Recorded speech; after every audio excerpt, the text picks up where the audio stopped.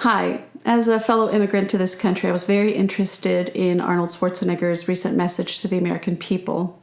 I'm Swiss and was raised in Indonesia, and I too grew up with knowledge of Kristallnacht and the atrocities that the Nazis committed, and have always taken extremely seriously the term Nazi and have not lightly used it, and have been horrified when Americans have tossed it about very casually. Now, Schwarzenegger says that a lot of the Nazis were the guys next door. I agree. As Hannah Arendt said it so perfectly, it's the banality of evil. These were banal cowards who didn't care to stand up. But a lot of them, I think, were just not capable of thinking twice. We're not interested in thinking twice. And this is where I think this applies to the Americans. Now, Schwarzenegger says that American ideals and principles were trampled on Wednesday at the Capitol. Let's be clear. These American ideals have been neglected and left to rot by the people themselves for far too long.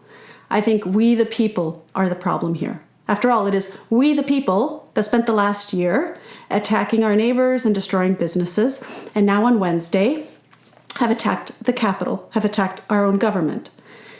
See, what I think has happened in America is that the American, given so much freedom and told that the individual is the most important thing, has gone out into this open expanse and found that it is quite intimidating. They don't have the courage to simply be, and this great insecurity of freedom has caused them to run into groups, and most dismayingly into one of two groups, which I have in the past compared to sports teams, now bent in the exercise of self-destruction. Now, very strangely, rather bizarrely, I think, Schwarzenegger suggests that we should denounce Trump super simplistically and all those who have ever supported him, while saying that Biden is somehow the savior. Isn't this doing more of the same? A far better message from an immigrant to the Americans would have been, be cynical. Be extremely cynical of what you're being fed, whether it is by the companies or by the political elite. This is, after all, your country. Now, what is troubling is that the people, the Americans, have started to focus on safety, be safe, and the self above all else. Hannah Arendt, again, she suggests that this is the first step towards tyranny taking hold. And what's the final step for tyranny to take hold in a society?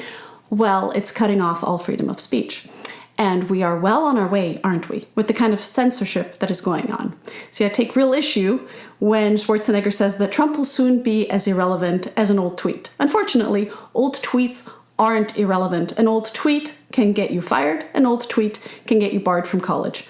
Friends, each of us should be extremely concerned about this.